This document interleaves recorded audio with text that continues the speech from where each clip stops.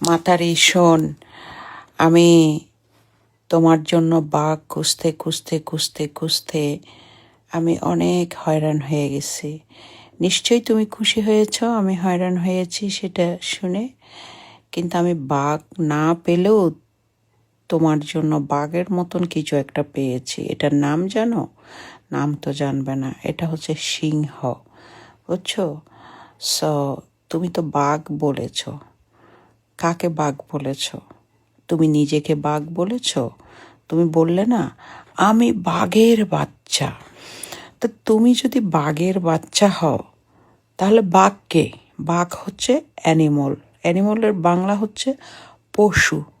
তাহলে তুমি নিজে স্বীকার করছো যে তুমি পশুর বাচ্চা? চিন্তা করো, মানে হাঁটুর নিচে বুদ্ধি হলে যা হয় এই আর কি। যে তুমি বললা কি যে আমি বাঘের বাচ্চা। বোন রে, তুমি বাঘের বাচ্চা মানে তুমি একটা পশুর বাচ্চা, তুমি নিজেই স্বীকার করলে। আমি কিন্তু মানুষের বাচ্চা।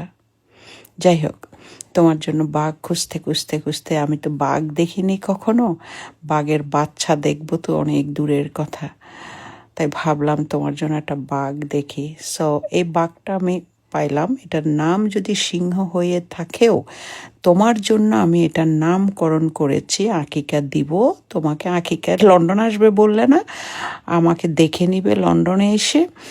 তোমার হুমকি দুমকিতে আমি ভয়ে বিড়াল হয়ে গেছি। তো তুমি যখন লন্ডন আসবে না তখন তোমার এই বাঘের আকিকা দিব এবং সেটা নাগা দিয়ে তুমি খাবে, ঠিক আছে? সো অনেক কষ্ট করে খুঁজে টুজে তোমার জন্য এই বাঘ পেলাম। মুখে তো 3.5 হাত জিহ্বা আছে, আর ওখানে তো একটা বঙ্গোপসাগর আছে। মানে এইগুলা দিয়ে তুমি চলো, যা মুখে আসে তাই বলো। ওই যে আরেকজনকে কপি করো, কপি ক্যাট। নিজের তো কোনো যোগ্যতা নাই, কোনো কিছু নাই।